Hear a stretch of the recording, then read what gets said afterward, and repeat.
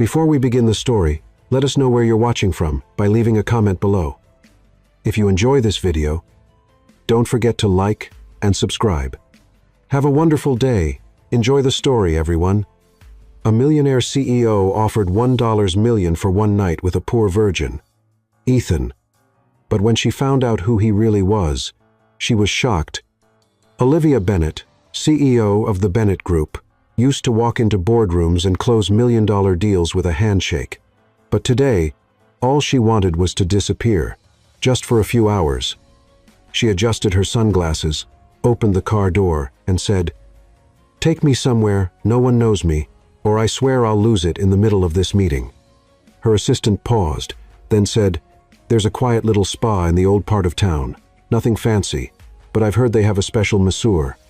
Discreet, totally, no photos, no social media, no gawkers." Olivia just nodded. 20 minutes later, the car stopped in front of a worn-down building. Nothing flashy, just a small wooden sign, hand-painted, "Lotus Blossom Eastern Therapies." As she walked in, Olivia took in the space. No heavy incense, no fake background music, just quiet and a soft scent of lavender. "Good afternoon," said the receptionist with a calm smile. "Full session or just body?" "Full body," Olivia replied. "And I want your best. Ethan is available. He's our most requested." Olivia didn't reply. She walked quietly to a small, cozy room, kicked off her heels, unbuttoned her blazer, and lay down on the massage table. The door opened. "Good afternoon. I'm Ethan. If everything's ready, we can begin." Olivia turned her head slightly. He was young, fit, short black hair, calm expression. He didn't seem impressed or curious or even interested. "I'm in a hurry," she said. "Just do what you have to do." Ethan nodded, washed his hands, and began the session. His touch was precise, professional, yet attentive, as if he could feel every bit of tension under her skin. When he reached her calves, Olivia shivered, not from pain. Surprise, maybe.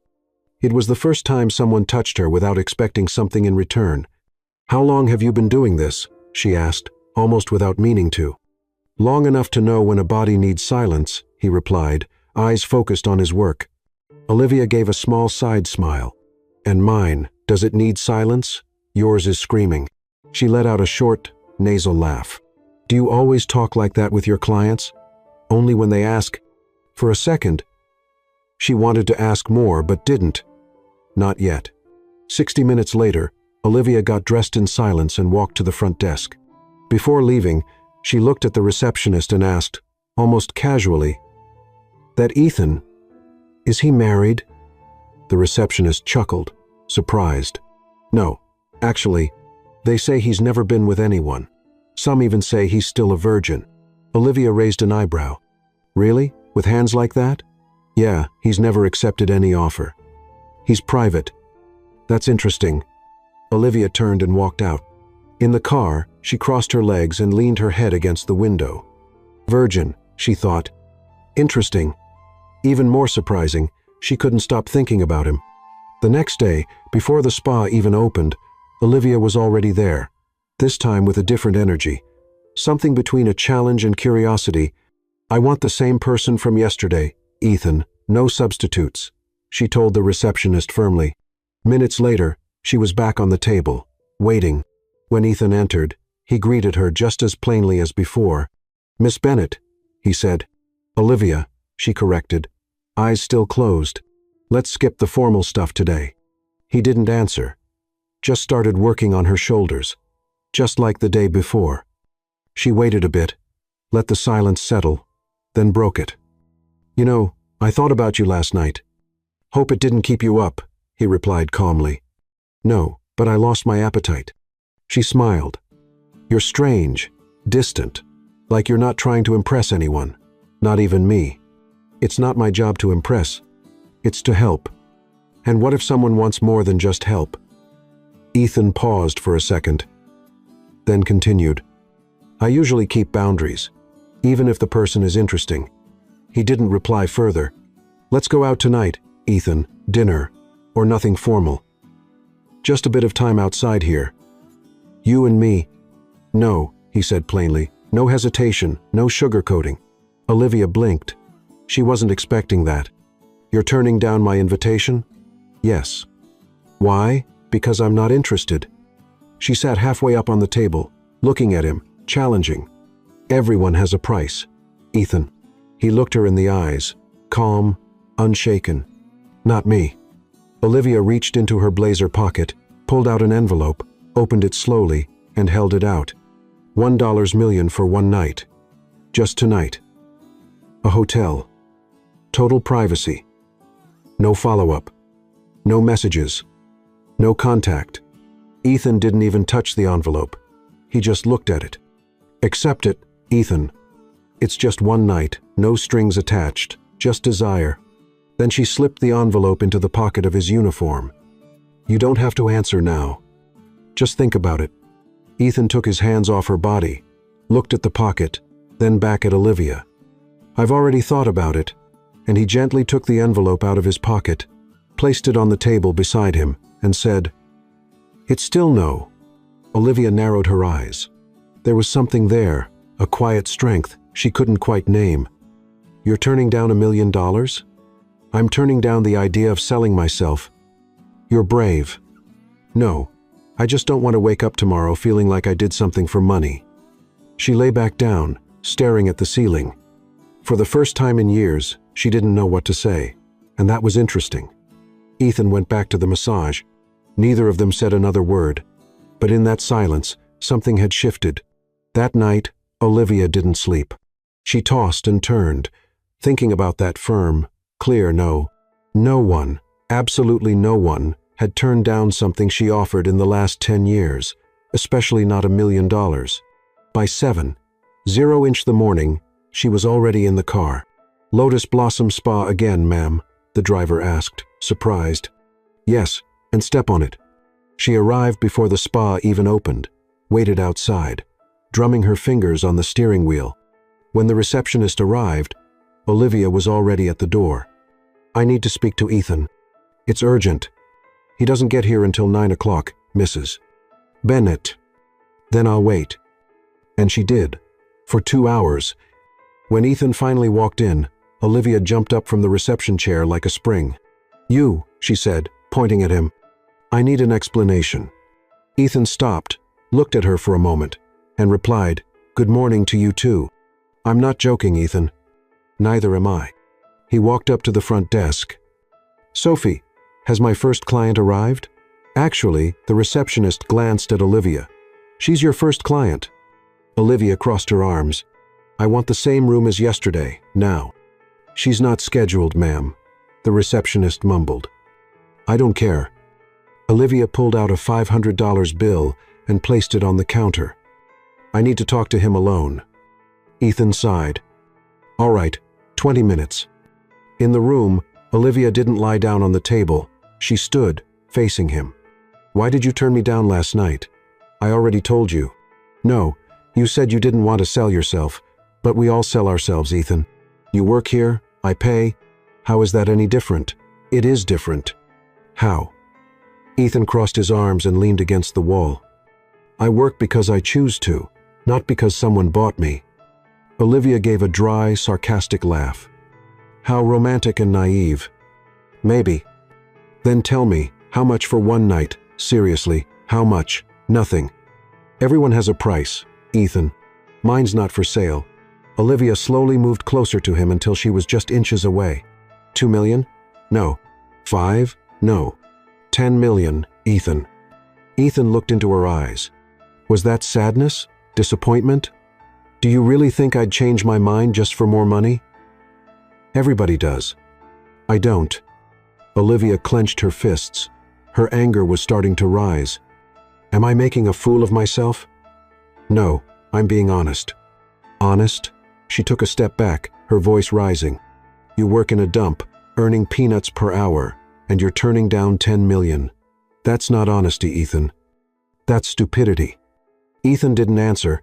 He just looked at her. Olivia lost her composure. You know what? You're right. I was offering you something you don't even deserve.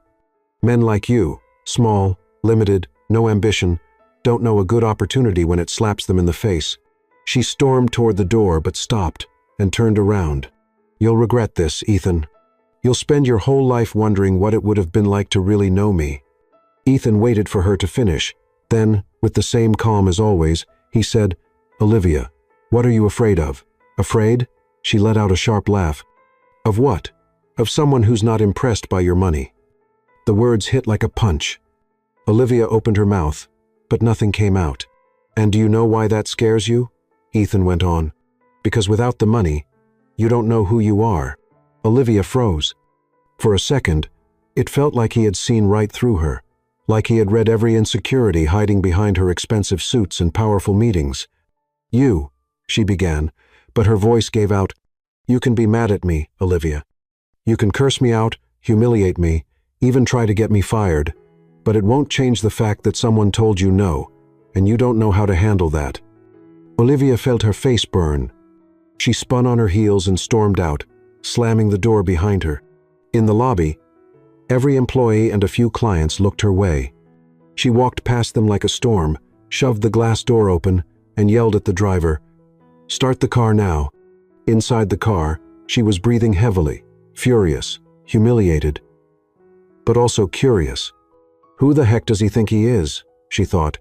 At lunchtime, one of the spa employees posted a short video on Instagram stories, just a few seconds long. Olivia storming out of the room, clearly upset. The caption read, "When the masseur turns down the rich lady's offer." Within 2 hours, the video had been shared 15 times. In 6, it was on TikTok. By the end of the day, masseur who said no to the CEO was trending in the city. Olivia only found out when her assistant called, sounding nervous. "Mrs. Bennett, have you seen social media today?" "Why?" "There's a video of you at the spa." Olivia hung up and opened Instagram. The video already had 50,000 views. The comments were brutal. "Looks like the rich lady got what she deserved. Did she really offer him money? Plot twist, the guy has integrity. She's probably used to buying people." Olivia threw her phone on the couch and covered her face with her hands. For the first time in her life, she had become a joke on the internet, all because of a masseur who had the guts to say no. She woke up the next morning to 15 missed calls. Still in her nightgown, she ran to her laptop. The spa video was everywhere. YouTube, TikTok, Twitter, even the city's news website. The headline that stunned the most: "Millionaire CEO, humiliated by poor masseur." The comments were just as harsh. Finally, someone put that arrogance in check. "Bet she's never heard a no before. That guy must have strong values to say no to easy money. Did she really offer him $1 million? Olivia slammed the laptop shut. She grabbed her phone and called her marketing team. "I want that video taken down now." "Mrs. Bennett, we already tried, but since it was posted by a private individual, we can't claim copyright." "Then make something up." "It doesn't work like that. Actually, the more we try to remove it, the more attention it gets. It's best to let it die down naturally." Olivia hung up, furious. There was nothing she hated more than not being in control. She called her assistant, Emma. "I want everything on Ethan Lynn, everything. Full name, address, family, work history, debts, relationships. I want to know what brand of toothpaste he uses." "I'm on it, Mrs. Bennett. And hire the best private investigator in the city. I don't care how much it costs." 2 hours later, Olivia was in her office when Emma came in with a thin folder. "This is all we could find on Ethan Lynn." Olivia opened it quickly. Just 3 pages. "That's it?" "It's strange, Mrs. Bennett. He barely exists online. No Facebook, Instagram, LinkedIn, nothing. The investigator only found the basics. He's been working at the spa for 2 years, rents a small apartment downtown, never married, no criminal record." Olivia flipped through the pages, frustrated. What about his family? No close relatives in the country. The last name Lin is Chinese. But he was born here. Education. Graduated high school from a public school. Then there's a 3-year gap. He shows up again, working in massage clinics. Olivia slammed the folder on the desk. This doesn't make sense. No one lives without leaving a digital trace. The investigator said the same. It's like he erased his own past, or someone erased it for him. That afternoon, Olivia couldn't focus on any meetings. During a video call with investors in Hong Kong, one of them joked, "Olivia, I saw you became internet famous." Laughter in the background. She turned off the camera without replying. By 5 o'clock, she couldn't take it anymore. She grabbed her keys and drove straight to the spa. Ethan was with a client when she arrived. Olivia waited in the lobby, ignoring the curious glances from the staff. When he finished and walked out, he saw her. "You've got some nerve showing up here," Olivia said, standing. "This is where I work." For now, Ethan didn't answer. He walked to the front desk and spoke with Sophie about the next appointment. "I'm talking to you." Olivia raised her voice. Everyone in the lobby turned to look. Ethan sighed and turned around. "What do you want, Olivia? I want to know who you really are. I'm a massage therapist." "Liar." She stepped closer, speaking softly but firmly. "No one acts, speaks, or looks the way you do, and is just a neighborhood massage guy. Maybe your prejudices are showing. This isn't prejudice. It's experience. I've negotiated with CEOs, presidents, millionaires. I know power when I see it, and you have power, Ethan. I just don't know where it comes from." Ethan stared at her for a long moment. "And what if I really am what I seem, just a regular guy who doesn't want to sell out?" "I don't believe it."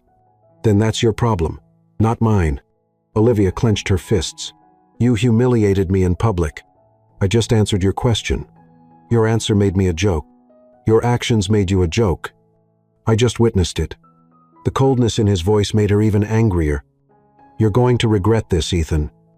I'll find out your secrets, and when I do, I'll use them against you." "Find out what? That I work honestly? That I pay my bills on time? That I treat people with respect? No one is that perfect. I'm not perfect. I'm just not what you want me to be." Olivia turned to the receptionist. "Sophie, right? How much does he make here?" "Mrs. Bennett." "That's really not. I'll double his salary if you fire him right now." The front desk fell silent. Ethan crossed his arms, watching Olivia. He said calmly, "Do you really think that's going to work?" "I'll triple it." Olivia went on, ignoring him.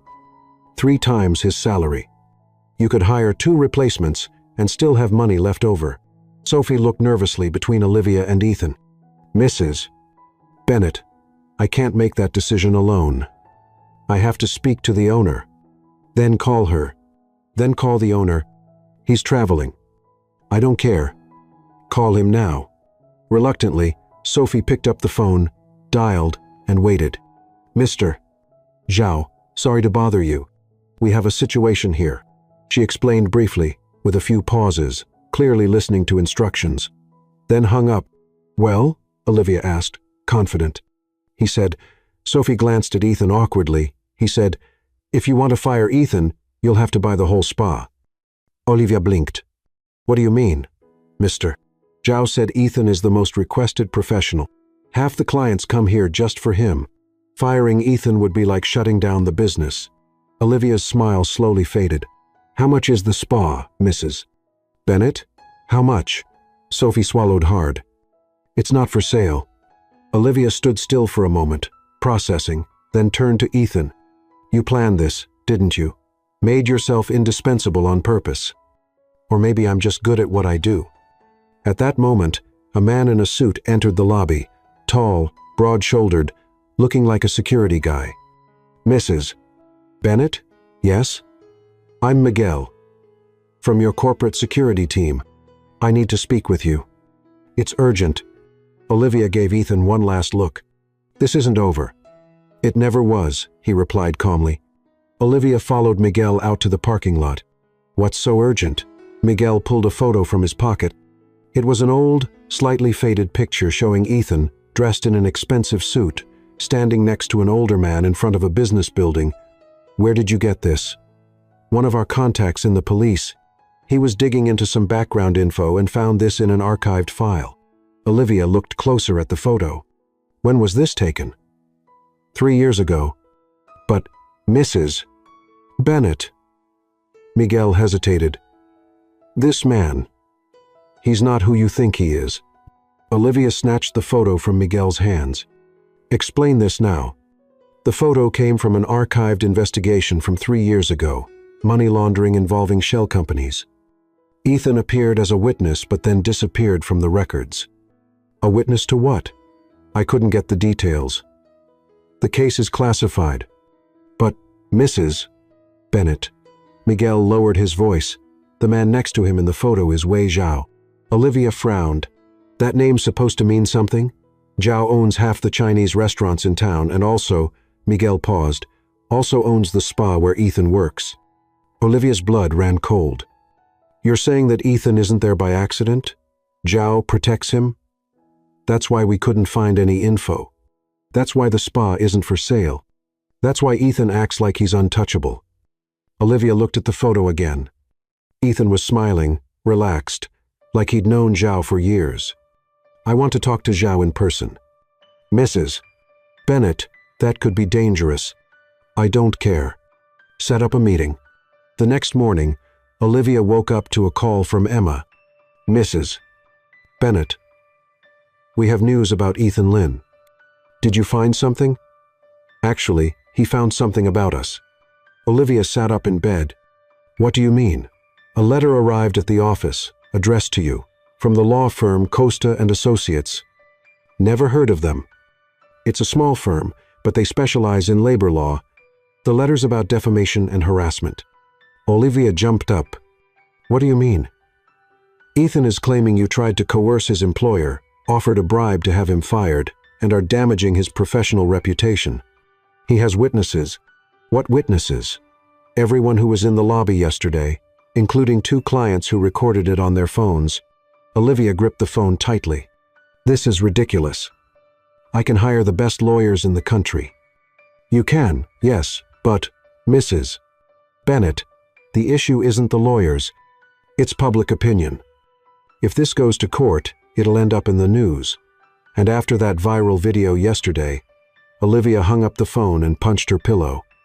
How did a simple massage therapist manage to turn the tables like this? 2 hours later, she was in her office when Emma walked in, looking worried. Mrs. Bennett. Zhao returned our call, and he agreed to meet this afternoon at his restaurant. But there's one condition. What is it? Ethan has to be there. Olivia smiled for the first time in days. Perfect. I want to look him in the eye when he finds out I know the connection. That afternoon, Olivia arrived at the Golden Lotus, Zhao's most elegant restaurant in the upscale part of town. The place was empty except for a few waiters and an older man sitting at a table in the back. Wei Zhao was shorter than he looked in photos, but he had presence. Graying hair, thin glasses, hands carefully placed on the table.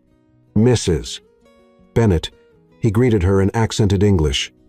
Mr. Zhao, Olivia replied in Portuguese. Thank you for seeing me. Please, have a seat. Ethan will be here soon.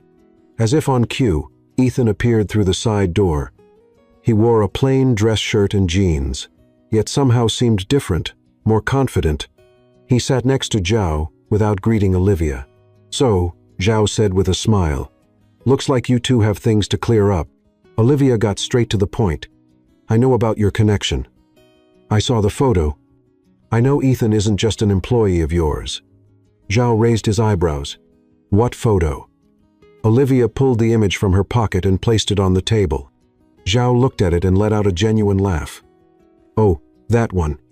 He looked at Ethan. Do you remember this picture? Ethan nodded. Of course. That was the day you saved me.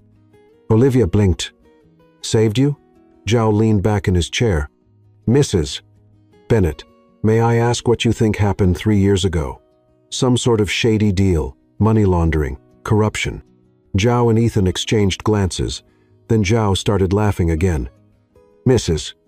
Bennett, that photo was taken the day I offered Ethan a job. He was homeless, had been sleeping on the streets for 2 weeks. Olivia felt the ground shift under her feet. What do you mean? Ethan showed up at my restaurant one night, asking just for a glass of water. He was thin, dirty, clearly in bad shape, but there was something about him, manners, dignity. I offered him a meal. He insisted on washing dishes in return. Olivia looked at Ethan, puzzled. And the police investigation? Oh, that. Zhao waved a hand. Ethan witnessed a robbery on the street and gave the police useful information. Since he didn't have ID at the time, they had to photograph him for the witness record. No ID? Ethan spoke for the first time. I had lost everything. My documents, money, identity. Zhao helped me rebuild my life. Olivia was stunned. But you act like you have power. Education. I do have an education, Ethan said calmly. I just don't have money. Where does your education come from then? Ethan hesitated. Zhao placed a hand on his shoulder. Go ahead, son. She already knows part of the story anyway. Ethan sighed. I was born into a wealthy family, Olivia, very wealthy. But when I was 23, something happened. Something that made me walk away from everything and disappear. What was it? That is personal. Olivia leaned in across the table. So, you're from a rich family? I was. Now I'm just Ethan, the massage therapist Zhao rescued from the streets. Zhao poured tea for the three of them. Mrs. Bennett, may I ask you something? Of course. Why are you so interested in Ethan? Olivia opened her mouth, but no words came out. For the first time, she didn't know what to say. He challenged me. No one ever said no to you. Zhao nodded, understanding. And that bothers you because... Olivia paused. The answer was right there, but hard to say out loud. Because maybe I'm not used to people who don't want something from me. Silence at the table. Mrs. Bennett, Zhao said kindly, may I give you some advice? I'm listening. Ethan isn't a challenge to be conquered. He's a person to be understood. And understanding people takes patience, respect, and humility. Olivia looked at Ethan. He wasn't looking at her with anger or judgment, just curiosity. You really don't want anything from me? She asked plainly. Not in the way you've been offering it. What would be the right way? Ethan thought for a moment. Honesty. I've been honest. Have you? Ethan leaned in slightly. Or have you just been trying to buy something that's not for sale? Olivia went quiet. Zhao stood up. I'll leave you two to talk. I need to check on the kitchen. When they were finally alone, Olivia asked, So, what happened 3 years ago, Ethan? What made you walk away from a wealthy life? Does it matter? It does to me. Why? Olivia hesitated, her voice faltered. Because maybe I was wrong about you, and maybe I'd like to really get to know who you are. Ethan studied her for a long moment. Olivia, you spent 2 days trying to embarrass me, get me fired, and dig into my past. Why should I trust you now? Because I'm asking, not offering, not demanding, just asking. For the first time, Ethan smiled, not a sarcastic or guarded smile, an honest one. That's a start. So, you'll tell me? Maybe, when you show me that you truly want to know who I am, not who I used to be. Olivia stood up. How do I show you that? Drop the defamation lawsuit. Your lawyers are probably already preparing against me. Olivia blinked. How did you? Because I know people like you, Olivia. They all react the same way when they don't get what they want. Olivia looked at him for a long moment. Then she picked up her phone and made a call. Emma, cancel any legal action against Ethan Lin now, and drop the investigation too. She hung up and looked at Ethan. Done. Thank you. Now will you tell me? Ethan smiled again. Now you've earned the right to ask again next time. Olivia let out a sigh, but she was smiling too. You're impossible. I'm careful. Zhao returned to the table with a tray of desserts. Did you two work things out? We were making progress, Olivia said. Good. So, may I invite you to dinner here on Sunday? Ethan always has dinner with us on Sundays. Olivia looked at Ethan. Can I come? You can, but you'll have to eat with chopsticks. I know how to use chopsticks. We'll see. Ethan laughed, and for the first time in 3 days, Olivia felt like she might be starting to understand who Ethan Lin really was, or at least who he had chosen to become. Olivia spent the rest of the week trying to focus on work, but the image of Ethan smiling genuinely stayed in her mind. Sunday came faster than she expected. She put on a casual outfit, jeans and a silk blouse, something she hadn't worn in years. No high heels, no power suits. She just wanted to feel normal. The Golden Lotus was closed to the public when she arrived. Zhao welcomed her at the door with a warm smile. "Miss Bennett, right on time." "Olivia, please, and thank you for the invitation.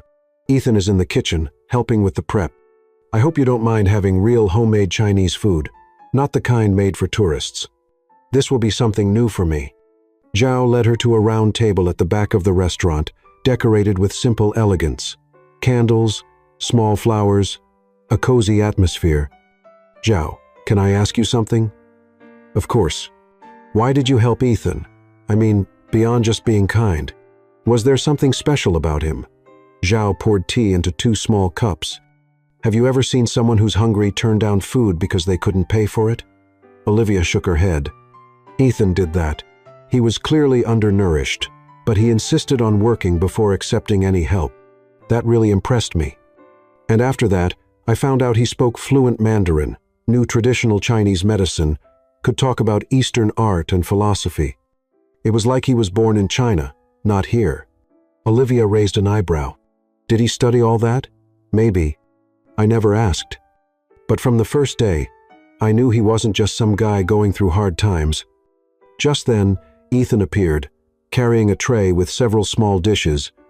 He was wearing a simple white shirt and dark pants, but there was something different about him. He looked more relaxed, more himself. "Hope you're hungry," he said, placing the dishes on the table. "Zhao always makes too much." Olivia looked at the food, delicate dumplings, steamed fish, stir-fried vegetables with unfamiliar spices, a fragrant soup. "It looks amazing." "Did you both cook this?" "Zhao taught me." "I learned," Ethan replied, sitting down. "It's our tradition. Sundays are for cooking together, like a family." "Exactly," Zhao confirmed. "Ethan is like a son to me." During dinner, Olivia discovered a new side of Ethan. He told funny stories about his early days in the kitchen, did impressions of Zhao when he was upset, laughed easily. He was light. "Ethan," Olivia said, trying out the chopsticks, "how did you learn Mandarin?" "I studied when I was younger." "Where?" "At a private school." Olivia noticed the hesitation but didn't press. "Would you teach me a few words?" Ethan smiled. "Thank you is Xiexi. Please is Ching. Sorry is Duibuki." Olivia repeated, trying to mimic the tone. "Am I saying it right?" "Almost." "The tone is a little." Ethan leaned in toward her. "May I?" She nodded. He gently held her chin, adjusting the position. "Now try Duibuki." "Duibuki," Olivia repeated, this time more accurately. "Perfect." For a moment, they looked at each other. Zhao quietly got up. "I'll get dessert." When they were alone, Olivia asked, "Why do you speak Mandarin so well, Ethan? And don't give me that I studied in school line. Your accent is perfect." "Native?" Ethan sighed. "My mother was Chinese." "Was? She died when I was 15. "I'm sorry." "She taught you the language, the culture, the cooking. She said it was important to stay connected to our roots." Olivia noticed a sadness in his eyes. "And your father? He died too, later on. Is that when you lost everything?" Ethan looked at her for a long moment. "That's part of the story. Yes." Zhao came back with dessert. Fresh fruit and small traditional sweets. "Sorry for the wait. I had to take an important call." "Everything okay?" Ethan asked. "Actually," Zhao hesitated. "It was about tomorrow's event." Olivia looked at them. "What event?" "I have a business dinner," Zhao explained. "International investors. I'm trying to expand into other countries." "What kind of investors?" "Mostly Chinese." Ethan sat up straighter. "Zhao, I already told you I'm not. I know. But," Ethan, Zhao looked at Olivia. You speak Mandarin way better than my official interpreter, and you know our culture. It's just for one evening. Interpreter?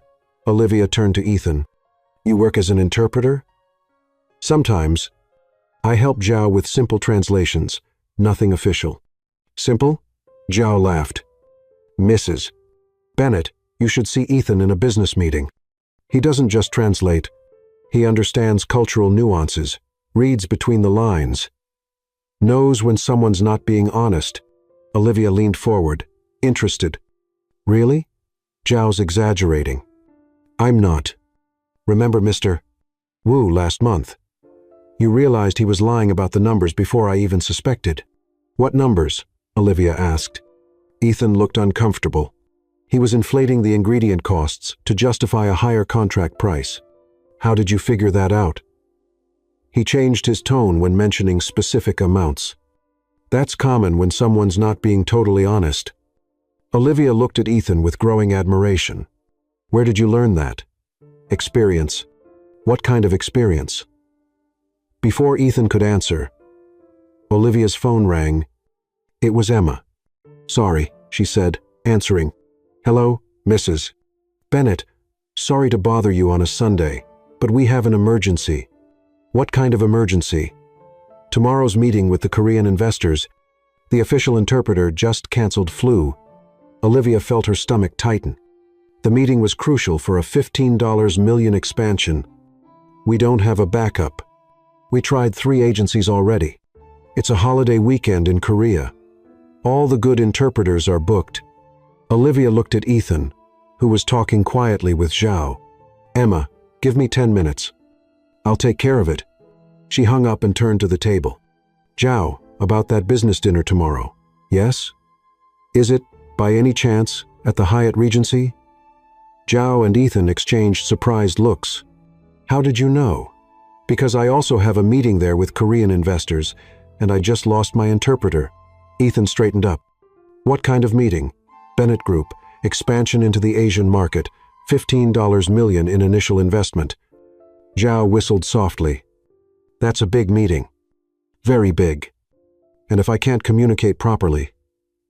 Olivia looked at Ethan. Ethan, do you speak Korean?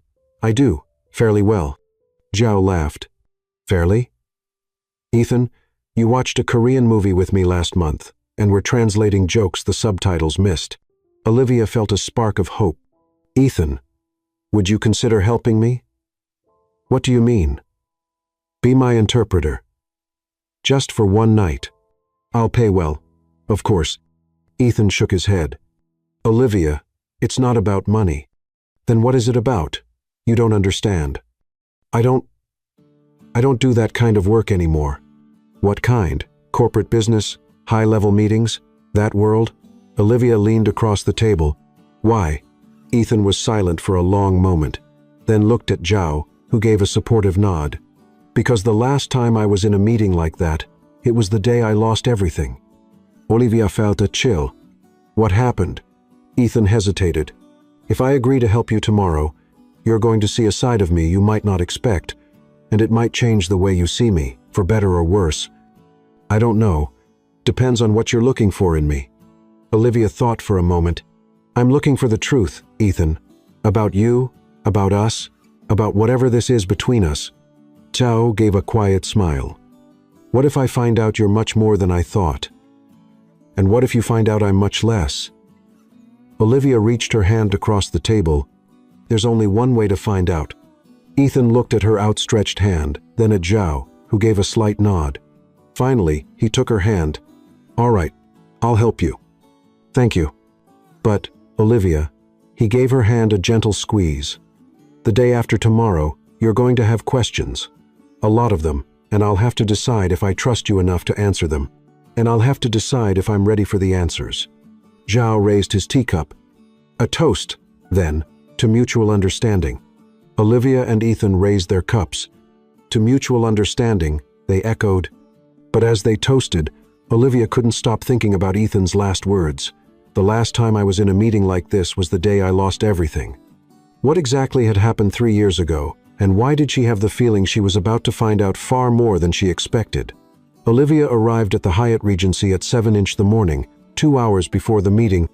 She wanted to go over all the documents and get mentally prepared, but mostly, she wanted to talk to Ethan before the investors arrived. He was at the front desk, wearing a dark gray suit that surprised her. It wasn't expensive, but it fit him perfectly. And there was something different about the way he carried himself, more upright, more confident. "You look different," Olivia said as she approached. "Clothes make a difference. It's not just the clothes, Ethan. It's you. You seem like you belong here."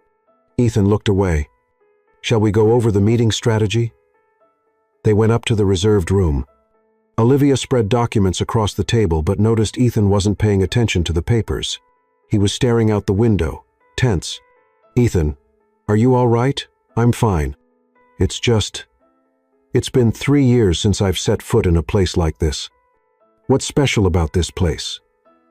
"It's not this place in particular.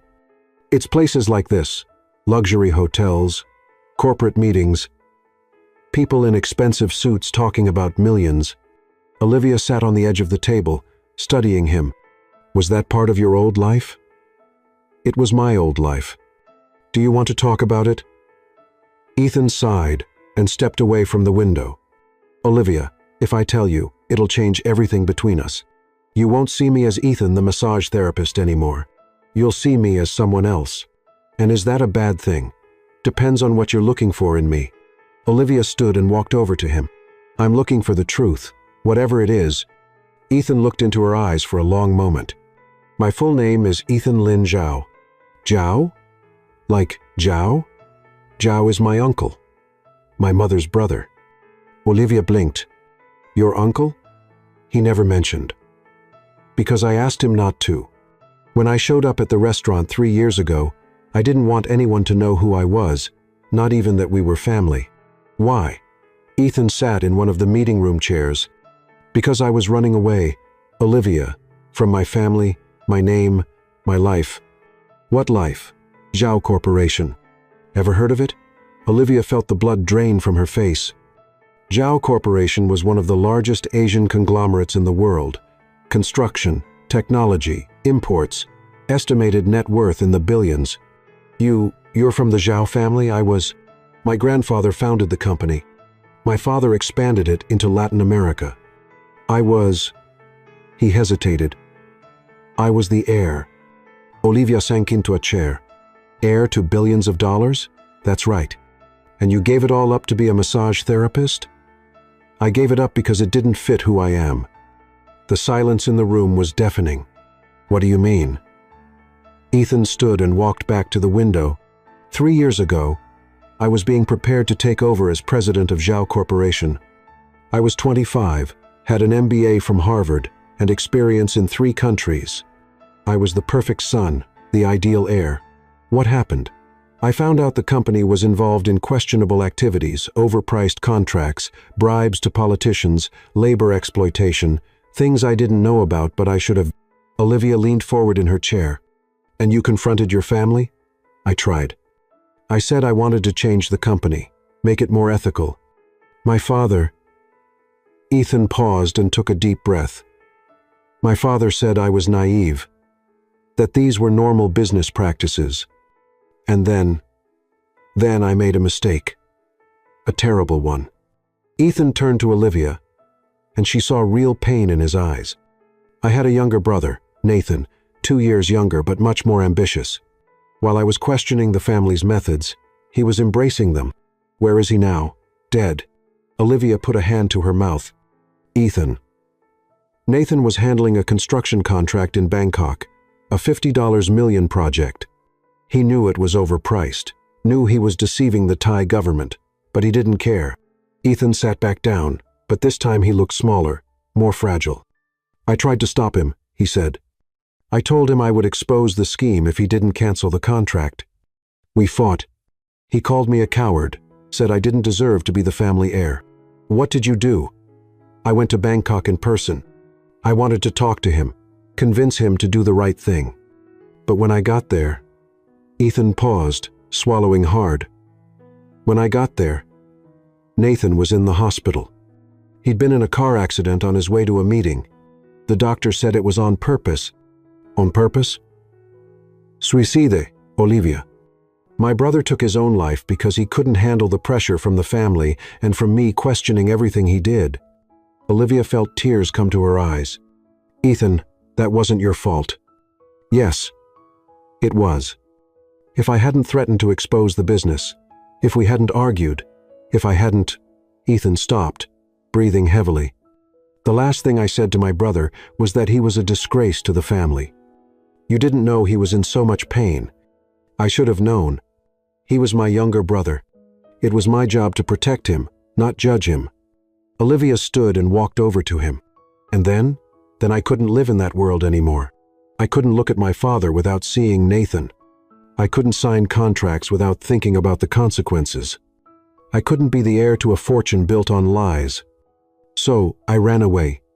I only took some personal documents and disappeared. No money, no credit cards, no contact with anyone. I wanted the Zhao family to think I was dead. And did they? Ethan gave a bitter smile. My father officially disowned me 6 months later, told the press I was mentally unstable and no longer part of the family. And you never tried to go back? Never. Nathan died because of me. The company kept doing what it always did.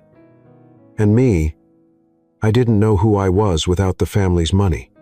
Olivia gently touched his arm. Is that why you became a massage therapist? Zhao suggested it.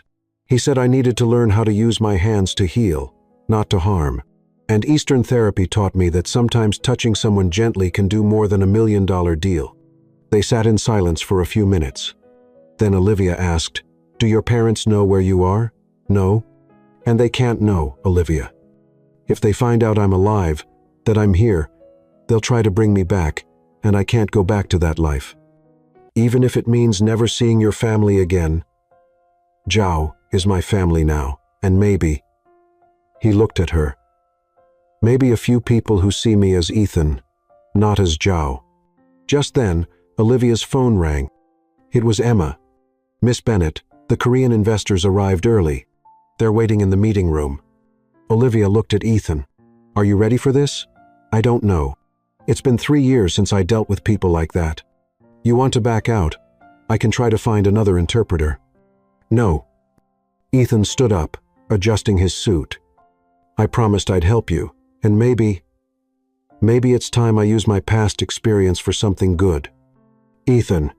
Yes? Thank you for trusting me. Thank you for not running away when you found out who I really am. Olivia smiled. The day is still young.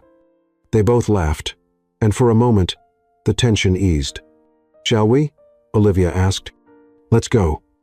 But, Olivia, if at any point during the meeting you notice I've changed, that I seem like a different person, don't be scared. When I'm negotiating, I become the old version of myself. And that's bad? Depends on whether you'll still love me after seeing that side of me. Olivia stopped in her tracks. Love? Ethan realized what he just said and blushed. I meant, if you'll still respect me. No, Olivia stepped closer to him. You said love. That's what you said. Ethan looked into her eyes. I did. Why did you use that word? Because, he hesitated. Because I think that's what's happening to me. I'm falling in love with you, Olivia, and I'm afraid that once you see me in action, once you remember who I used to be, you'll change your mind about us. Olivia held his face in both hands. Ethan Lin or Ethan Zhao or whatever name you choose, I'm falling in love with you too, and nothing I see today will change that. They kissed right there in the hotel hallway, a long, deep kiss full of unspoken promises. When they finally pulled apart, Ethan smiled. Now I'm ready for any meeting, even if it's with people who might recognize me. Especially if it's with people who might recognize me, because now I know who I really am, no matter what's in my past. And who is that? I'm the man in love with Olivia Bennett. The rest is just details. Olivia walked into the meeting room beside Ethan, still feeling the trace of his kiss on her lips. 3 men in dark suits stood respectfully as she entered. Gentlemen, thank you for coming. I'm Olivia Bennett, CEO of the Bennett Group. The oldest of the 3 stepped forward. Miss Bennett, I'm Kim Young, representing the Hanwha Group. These are my colleagues, Park Min-jun and Lee Dong-wook. Ethan quietly took his place beside Olivia. "This is Ethan, our interpreter for today." Kim greeted Ethan politely, but Olivia noticed a spark of curiosity in his eyes. "Does Ethan speak Korean fluently?" Ethan replied in perfect Korean. Kim smiled, clearly impressed, and answered in the same language. Olivia didn't understand a word, but she could tell they were enjoying the exchange. "What did he say?" she whispered to Ethan. "He complimented my Korean and asked where I learned it. I told him I studied in Seoul a few years ago." The meeting formally began. Olivia presented the Bennett Group's numbers, expansion plans, and profit projections. But what truly impressed her was Ethan. He didn't just translate, he interpreted. When Olivia said something that might come off too strong for Korean culture, Ethan softened it. When the investors asked technical questions, he explained things Olivia hadn't even thought of. They're concerned about return on investment in the first year, Ethan translated after a quick exchange among the Koreans. But they also want to know about the company's social responsibility. That's just as important to them as profit. Olivia looked at Ethan, surprised. She hadn't prepared anything on social responsibility. "Tell them, the Bennett Group is developing a sustainability program," she improvised. Ethan spoke to the investors, but Olivia noticed he said more than she had suggested. "What exactly did you say?" "I said you're committed to building a solid social responsibility program and that you'd welcome their ideas on how to do it in a culturally appropriate way for the Asian market." Brilliant, Olivia thought. He had turned her lack of preparation into a chance for collaboration. The meeting went on for 3 hours. Olivia watched Ethan with growing admiration. He read between the lines, noticed when someone was hesitant, and suggested strategic breaks. It was like watching a conductor lead an orchestra. When the meeting finally ended, Kim Jung stood up with a satisfied smile. "Miss Bennett, we're very impressed with your company and with your interpreter." He said something to Ethan in Korean. Ethan replied briefly. "What did he say now?" "He complimented our teamwork, said, 'It's rare to see such good harmony between a CEO and an interpreter.'" Kim shook her hand firmly. "We'll have an answer in 48 hours, but I can say things look very positive." After the Koreans left, Olivia dropped into a chair. "My goodness, Ethan, you were amazing. You did great too. We completely improvised. If it hadn't been for you translating not just the words but the meaning, that's what interpreters are for." Olivia looked at him, impressed. "No, Ethan. Interpreters translate. You negotiated. You read people. You practically closed the deal for me." Ethan looked away, uncomfortable with the compliment. "I just used some past experience." "What experience?" "From Zhao Corporation, yes. I spent 5 years learning how to negotiate with Asians. My father always said understanding culture is more important than understanding numbers." Olivia got up and walked over to him. "Ethan, do you realize what just happened? We made a good deal. You became who you were before the heir, the negotiator, the businessman, and it was beautiful to watch." Ethan frowned.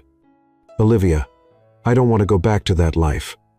I don't want to get involved in the business world again." "Why not? You're brilliant at it." "Because business tore my family apart." Olivia paused.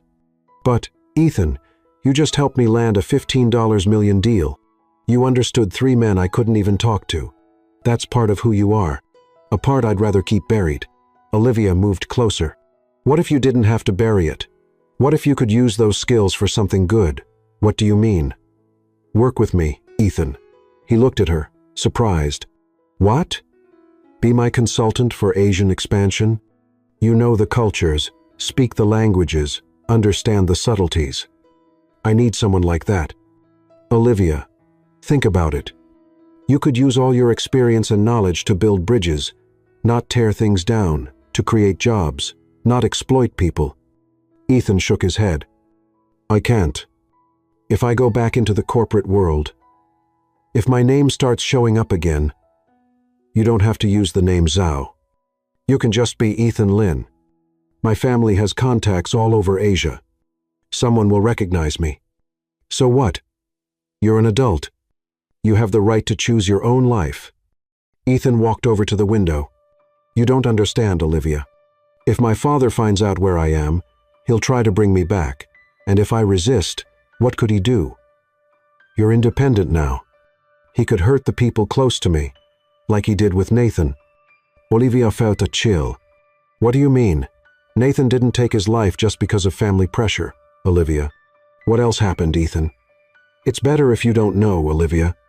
My father is a powerful man, and powerful men protect their secrets. If he finds out I'm alive, working in the corporate world again, he might come after me too. Exactly.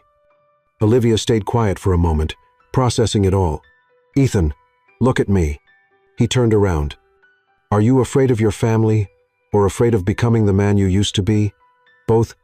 But today, in that room, you were the man you used to be, and it was beautiful. You used your knowledge to help, not to take advantage. You built bridges, not burned them. What if I like it? What if I start to miss that world? And if you do, would that be so terrible? Ethan looked into her eyes. It would be if it meant losing you. Olivia stepped closer. Why would you lose me? Because if I go back to that world, I won't be the simple massage therapist you met. I'll be the billionaire heir who walked away from it all. And maybe you'd rather have the heir. Olivia held his face gently. Ethan Lin or Ethan Zhao, I fell in love with the man who had the courage to turn down my money, the man who chose to use his hands to heal, the man who gave up a fortune for his values. What if I change? Everyone changes, Ethan. The real question is, do you want to change alone or with me? They looked at each other for a long moment. Olivia, think about it, okay? You don't have to decide now, but think about the chance to use all of who you are, every part of you, for something good. At that moment, Olivia's phone rang. It was Emma. Mrs. Bennett, Mr. Kim just called. They want to move forward, $15 million, just like we discussed. They'd like to sign the contracts tomorrow. Olivia hung up. Glowing. Did you hear that? We did it. Ethan smiled, but there was something sad in his expression. Congratulations. You deserve it. We deserve it. I never could have done it without you, Olivia. Let's celebrate dinner, champagne, talk about the future. About that. Ethan hesitated. I think I need some time to think about work, about everything, about who I am, who I want to be, not what it means to be with you. Olivia felt a tightness in her chest. You're leaving me? No, I'm just stepping back a little to make sure whatever choice I make it for the right reason. How long? I don't know. A few days, a week. Olivia nodded, trying not to show how much it hurt. All right. But Ethan. Yes? Just remember this. Today, you weren't the runaway heir. Today, you were the man who saved my business, and who saved me too. Ethan took her hand and kissed it gently. Olivia Bennett, you're amazing, and I hope I'm brave enough to deserve you. He walked out of the room, leaving Olivia alone with $15 million in contracts and a broken heart. Outside, Ethan stopped in the hallway, leaned against the wall, and took a deep breath. For the first time in 3 years, he had felt like the real Ethan Zhao, and that scared him more than anything. But it also made him feel alive again. The question was, did he have the courage to live? Olivia went 5 days without hearing from Ethan, 5 days that felt like 5 years. She tried to focus on work, on the contracts with the Koreans, on endless meetings, but her mind kept drifting back to him. On Friday afternoon, she was signing documents when Emma walked into the office with a look that meant bad news. Mrs. Bennett, someone's here to see you. If it's about a meeting, reschedule for Monday. It's personal. He says it's urgent. Olivia sighed. Who is it? Carlos Rivera. Olivia's blood ran cold. Carlos Rivera, her ex-fiancé, the man she left 2 years ago, when she found out he was more interested in her money than in her. Send him up. A few minutes later, Carlos walked into the office with the smile she once found charming and now saw as completely fake. Olivia, darling, you look as beautiful as ever. What do you want, Carlos? Straight to the point. I always admired that about you. I don't have time for games. Carlos sat down in the chair across from her desk, crossing his legs like he owned the place. "I heard you've been spending time with some interesting company." Olivia narrowed her eyes. "What are you talking about?" "Ethan Lin, the massage therapist." "How do you—" "Sweetheart, you've gone viral on the internet. CEO, embarrassed by poor massage therapist. Kind of hard to miss." Olivia clenched her fists. "If you're here to humiliate me, I'm here to protect you." "Protect me from what?" Carlos pulled out his phone and showed Olivia a photo. It was Ethan, but in an old picture, wearing an expensive suit at a fancy party. "Do you recognize him?" Olivia looked closer. It was definitely Ethan, but younger, smiling openly, standing with people she didn't recognize. "Where did you get this?" "I have connections, sweetheart, and they told me some very interesting things about your massage therapist boyfriend." "What things?" Carlos put away the phone and leaned forward in his chair. "Ethan Lin Zhao, son of Zhao Wei-ming, owner of Zhao Corporation, heir to a 4 billion fortune." Olivia pretended to be surprised. "That's ridiculous." "Is it? Then why is he working as a massage therapist? Why is he living in a tiny studio apartment? Why is he hiding his last name? Even if it's true, what's the problem?" Carlos laughed. "Olivia, you're too smart to be naive. A billionaire heir doesn't give it all up to become a massage therapist for the fun of it. Then why? Because he killed someone." Olivia felt the floor drop beneath her feet. "What?" "His brother, Nathan Zhao, found dead in a hotel in Bangkok 3 years ago, officially ruled a suicide, but there are rumors it was murder." "You're lying."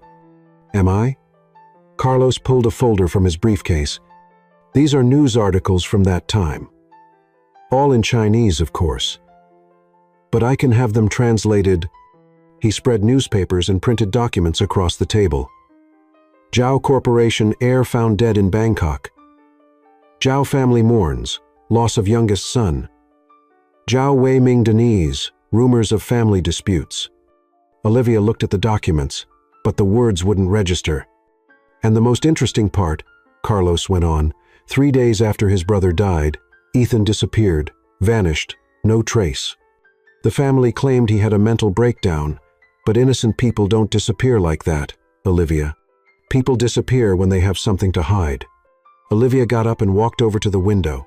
"What do you want, Carlos?" "I want to protect you from a con artist." "A con artist? Think about it, Olivia. A billionaire heir shows up in your life, pretending to be poor. He charms you with his simple man act, makes you feel special because he doesn't want your money, when in reality, he has access to way more money than you do." Olivia turned to face him. "And what's the con? Getting you to fall in love, marry him, and then, well, accidents happen, especially to people who know too much about suspicious deaths." "You're being absurd." "Am I?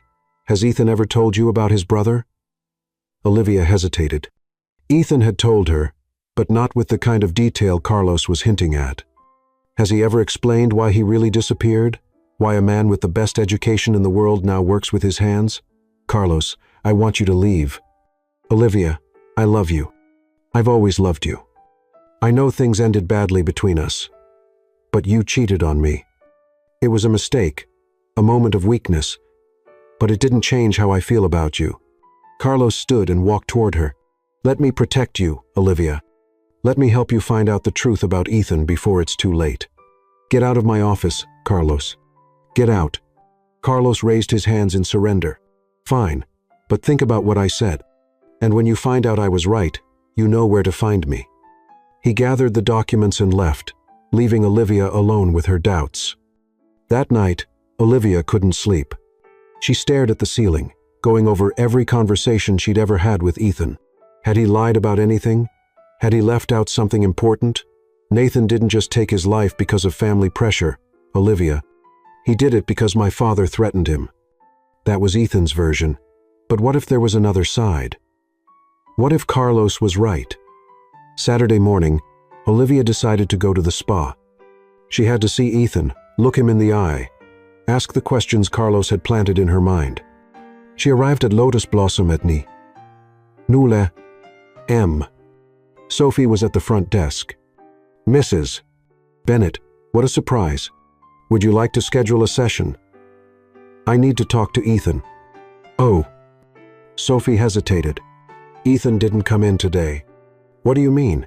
He called on Monday and said he needed a few days off. He didn't say when he'd be back.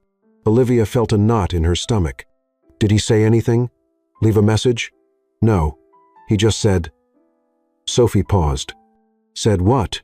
He said he might not come back, that maybe it was for the best. Olivia left the spa with a heavy heart. She drove to the small apartment where Ethan lived. She rang the doorbell several times, nothing. She asked the neighbor downstairs. That young man from 304? I haven't seen him in days, but I heard moving noises on Wednesday night. Olivia rushed up to the third floor. The apartment door was unlocked. She stepped inside. The place was empty, completely empty, as if no one had ever lived there. She sat down on the cold floor of the empty apartment and for the first time in years, cried. When she got home, there was an envelope waiting at her door. Her name was written in handwriting she recognized right away. Inside, there was just one piece of paper with a single sentence. When you trust the silence, I'll come back. Ethan. Olivia crumpled the letter and threw it far, then regretted it, ran after it, smoothed the paper out, and read it again. Trust the silence. What did that mean? She spent the whole Sunday thinking about it. Trust the silence, not believe in rumors, not listen to others. Trust what hasn't been said. On Monday, Carlos called. Olivia, I heard your boyfriend disappeared. How do you know that? I have eyes around town, dear. Do you want to know where he went? Olivia hesitated. Part of her wanted to know. Part of her wanted to follow the letter's advice. Olivia, are you there? I'm here. I can find out where he is. I can show you who he really is. You just have to let me. Olivia looked at the crumpled letter on her table. When you trust the silence, I'll come back. Carlos. Yes, don't call me again. She hung up the phone. That night, Olivia had dinner alone for the first time in weeks. The food tasted like nothing. The house felt bigger and emptier. But she had made a decision. She would trust the silence. She would trust Ethan, even without knowing where he was. Even without understanding why he left. Even with all the doubts Carlos had planted, because deep down, she knew something Carlos didn't. She knew Ethan had cried when he talked about his brother. She knew his hands shook when he mentioned his family. She knew he looked at her like she was the most precious thing in the world. And people who pretend don't cry like that, don't shake like that, don't look like that. Ethan would come back when he was ready, when he knew who he was and what he wanted, and she would be waiting, with or without silence, but most of all, with trust. On Thursday, 1 week after Ethan disappeared, Olivia was leaving the office when her phone rang. It was an unknown number. Hello? Mrs. Bennett. This is the reception desk at Bennett Group. There's a man downstairs who says he needs to speak with you urgently. Who is it? He says his name is Zhao. Olivia smiled for the first time in a week. Send him up. Zhao entered Olivia's office with the most serious look she'd ever seen on him. No warm smile. No fatherly kindness. He looked worried. Mr. Zhao. What a surprise. Please have a seat. Mrs. Bennett, thank you for seeing me. Of course. Would you like some coffee, water? No, thank you. I came here for a very specific reason. Olivia sat behind her desk, trying to read his expression. Is it about Ethan? Yes. He told me you talked about his past, about the Zhao family. He did. And he also told me you're his uncle. Zhao nodded. I came because something is happening, Mrs. Bennett, something that could affect both you and Ethan. Olivia felt a chill. What kind of thing? Yesterday I got a call from my brother-in-law, Zhao Wei-ming, Ethan's father. Yes? He knows Ethan is alive, and he knows where he is. Olivia leaned forward in her chair. How did he find out? Someone went to him. Someone with pictures, information, details about Ethan's life here. Carlos, Olivia whispered. You know this person? He's my ex-fiancé. He came here last week with information about Ethan, said he wanted to protect me. Zhao shook his head, clearly worried. Mrs. Bennett, You don't understand. Zhao Wei-ming isn't just a wealthy businessman. He is, how can I say this? A man who solves problems in final ways. Are you saying he's dangerous? I'm saying when he wants something, he gets it. No matter the cost. Olivia got up and walked to the window. And what does he want? Ethan. Back. To take over the company. His oldest son died, remember? Ethan is the only heir now. But Ethan doesn't want to go back. What Ethan wants has never mattered to Zhao Wei-ming. Olivia turned to Zhao. Where is Ethan now? Hiding. When he found out his father knew where he was, he disappeared again. Why didn't he come to me? Zhao sighed. Because he's trying to protect you, Mrs. Bennet. He knows if his father finds out about you too, he'll use you as leverage. Olivia sat back down, trying to process everything. Zhao, I need more details. What exactly happened to Nathan? Ethan told me his version, but Ethan's version is the truth. Nathan really did take his own life because of family pressure. And another reason. What other reason? Zhao hesitated. Because his father wanted him to marry a woman for convenience, and he wanted him involved in illegal business. Olivia felt her blood run cold. How could he do that to his own son? Nathan had become a problem. He was asking questions, challenging the way things were done, threatening to expose certain company practices. Zhao Wei-ming decided it would be easier to get rid of the difficult son by forcing him to marry and take part in his shady business deals. My God. Nathan was furious, and with all the pressure, he felt trapped. He saw no way out and ended his life. Olivia covered her mouth with her hands. And Ethan knows this? He does. That's why he ran. He knew that if he confronted his father, he'd face the same kind of pressure. Why are you only telling me this now? Because Ethan asked me not to. But I can't let you make decisions without knowing the real danger. Olivia was silent for a long moment. Zhao, do you know where Ethan is now? I don't. He said it was better that way, that if I didn't know, I couldn't be forced to tell. Just then, the phone on Olivia's desk rang. It was Emma. Mrs. Bennet, sorry to interrupt, but we have a situation downstairs. What kind of situation? Men in suits are asking about you. They say they're investors, but they look more like security agents. Olivia looked at Zhao, who had turned pale. How many men? 3, and there's a black car parked outside the building. Olivia hung up and turned to Zhao. They're here. Looks like it. What do we do? You leave through the garage. Now, I'll stay and say I don't know anything. And Ethan? Ethan is on his own, just like always. Olivia grabbed her purse and headed for the door, but stopped. Zhao, one question. Why are you helping me? You barely know me. Because Ethan is in love with you, and I've never seen my nephew in love before. I don't want him to lose that because of his father. Despite the tension, Olivia smiled. Thank you. Mrs. Bennet? Yes? If you find Ethan, tell him he doesn't have to run alone anymore. Olivia went down the emergency stairs to the garage.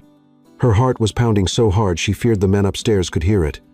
She got into her car and drove aimlessly for an hour, checking her rearview mirror constantly. When she was sure she wasn't being followed, she stopped at a small cafe and called Emma. Are the men still there? They left about 20 minutes ago. They talked to Zhao and then left. Is Zhao okay? He's fine. He said not to worry, that he'd handle everything. Olivia hung up and stared at her phone. She had to find Ethan. But how? She spent the next 3 days trying to figure out where he could be.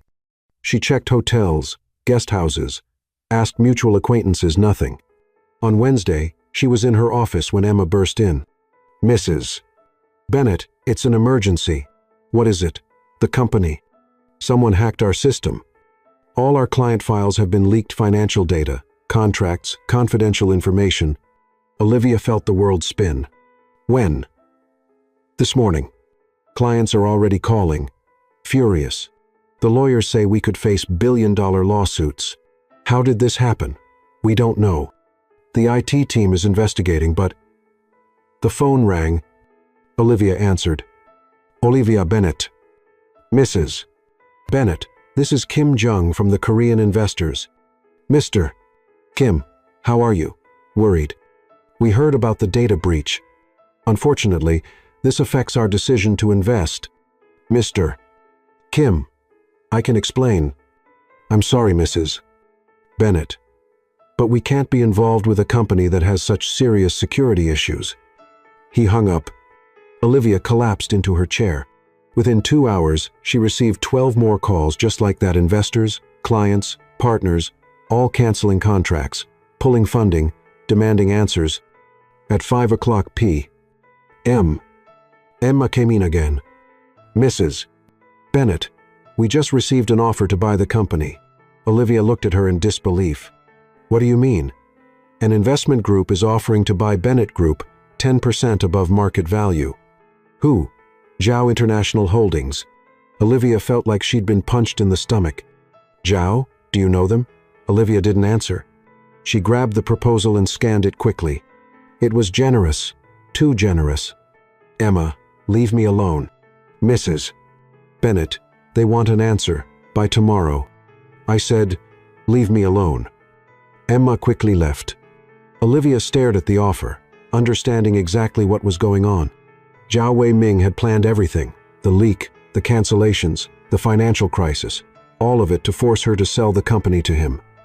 And she knew why. It wasn't about money. It was about Ethan. Her personal phone rang. Unknown number. Hello? Olivia? She recognized the voice instantly. Ethan, where are you? That doesn't matter. Are you okay? I'm fine, but my company. I know. I saw the news. Ethan, it was your father, wasn't it? Silence on the other end. Ethan? Olivia, I need you to accept his offer. What? Sell the company? Take the money and stay away from me? Never. Olivia, you don't understand. He'll destroy everything you've built until you give in. Then let him try. I won't sell to him. Olivia, no. Ethan, did you hear me? I'm not selling, even if it means losing everything. Even if it means losing everything? Except you. Olivia, there's an emergency board meeting at your company tomorrow at 3:00 the afternoon. I'll be there. How do you? Because tomorrow, I stop running. And I start fighting. Ethan, it's dangerous. He said you'd rather lose everything than lose me, right? I did. Then now I'm going to prove I'd rather risk everything than lose you. He hung up. Olivia stared at the phone, fear and hope battling inside her. Tomorrow, she would find out who Ethan Zhao really was and whether he was brave enough to face his own father. Olivia arrived at the Bennett Group's boardroom at 2:45 p.m. Her lawyers were already there, along with 3 board members. Everyone looked tense. Mrs. Bennett, said Dr. Garcia, her lead attorney, I need to be direct. With the data breach and mass cancellations, the company has lost 70% of its market value in 3 days. I understand the offer from Zhao International Holdings is our only viable option right now. Olivia sat at the head of the table. And what if I say I refuse to sell under any circumstance? The lawyers exchanged worried glances. Mrs. Bennett, with all due respect, that would be financial suicide. At exactly 3 o'clock, the door opened. Olivia expected to see Ethan, but instead, a distinguished older man entered. Dressed sharply, with gray hair and a cold expression, behind him were 2 men in dark suits. Mrs. Bennett, the man said with a light Chinese accent. I am Zhao Weiming. Olivia stood, keeping her composure. Mr. Zhao, I wasn't expecting you in person. When it comes to important business, I prefer face-to-face meetings. He sat without being invited. The other men remained standing like bodyguards. I assume you've read our proposal. I have, and the answer is no. Zhao Weiming gave a cold smile. Mrs. Bennett, perhaps you don't understand the seriousness of the situation. Your company is collapsing. In a week, you'll have no clients left. In 2, you won't be able to pay your staff. Then I'll rebuild from the ground up. With what money? Which investors? Who's going to trust a CEO who couldn't protect sensitive data? Olivia leaned across the table. Mr. Zhao, let's stop pretending. You orchestrated all of this, didn't you?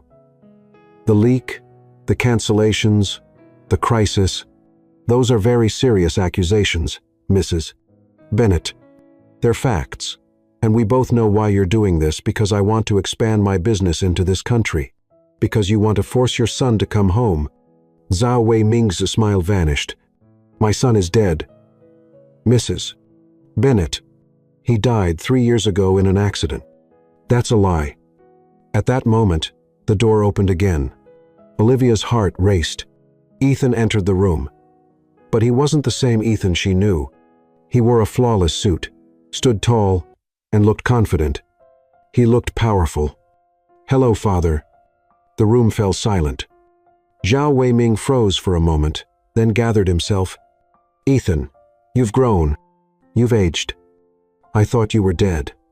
I was, for 3 years, but now I'm back. Ethan walked to the table and sat beside Olivia. Gentlemen, he said in fluent English to the lawyers and board members. Then translated, I'm Ethan Zhao, heir to the Zhao Corporation, and I'm here to make a counteroffer. Zhao Weiming narrowed his eyes. What counteroffer? Ethan pulled a folder from his briefcase. I'll buy Bennett Group myself for 20% above the original market value, before the crisis you caused. With what money? You're a poor massage therapist. Ethan smiled. I'm heir to 40% of the Zhao Corporation shares that were never officially transferred because you never officially declared me dead. Zhao Weiming turned pale. Those shares were frozen. By you, illegally. I filed a lawsuit yesterday to unfreeze them.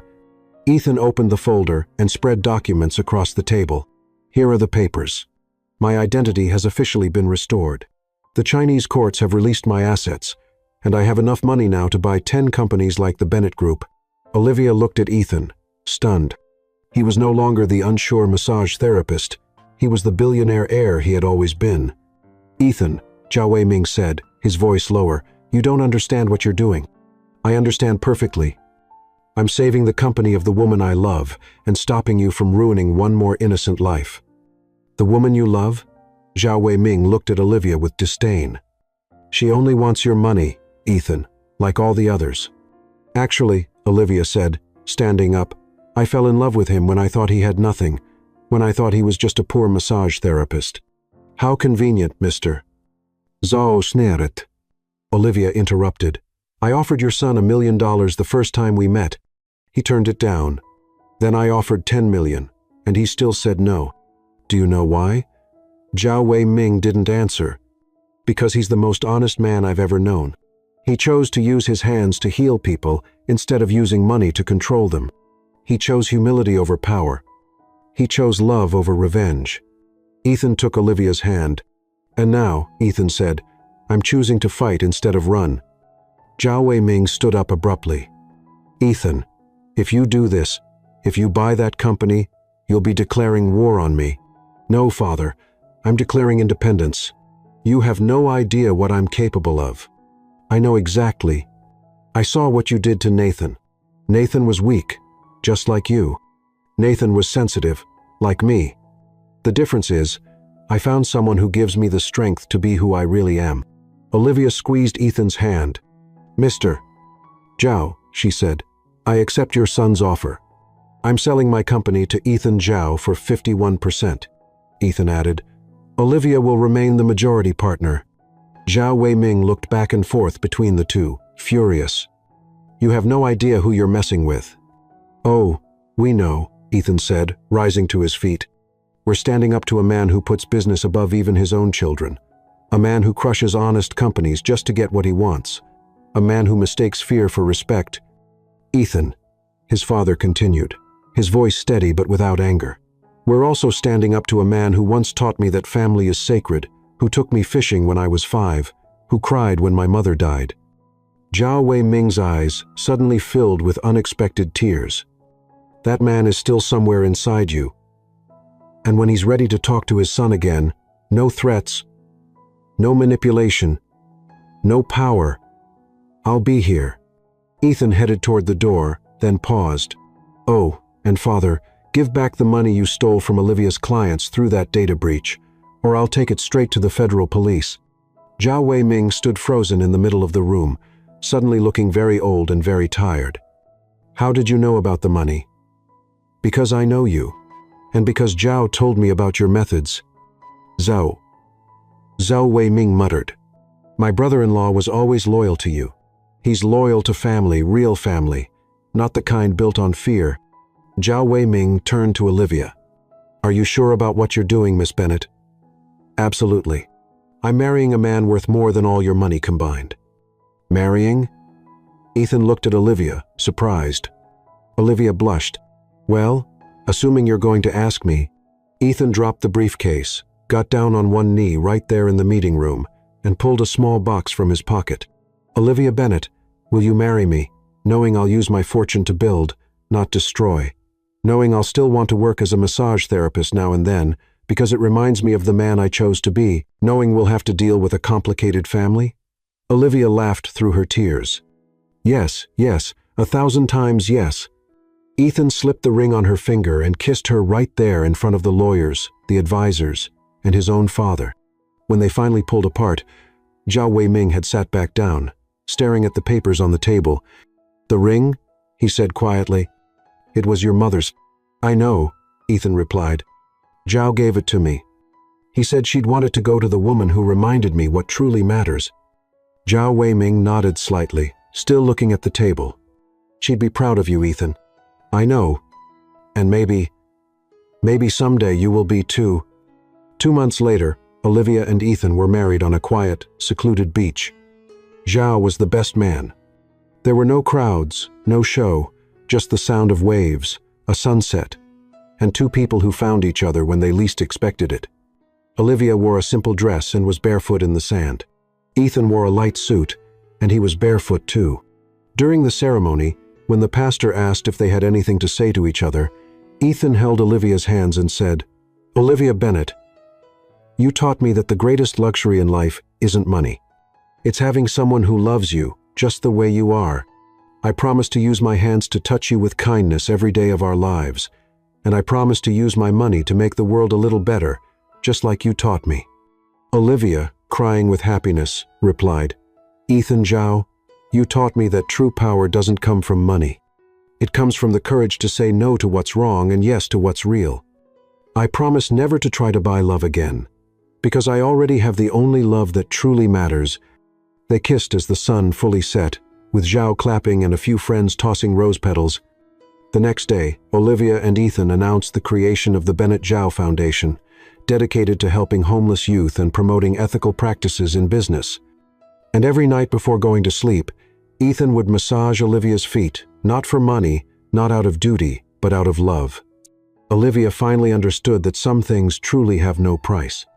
Zhao Weiming never tried to contact them again, but 6 months after the wedding, a gift arrived, a cherry tree, planted in the garden of their new home. With a card that simply read, For shade and blossoms, a father who is learning, Ethan planted the tree himself, and sometimes, when no one was watching, Olivia would catch him talking to it, as if he were talking to his father. Some kinds of love, after all, deserve a second chance too.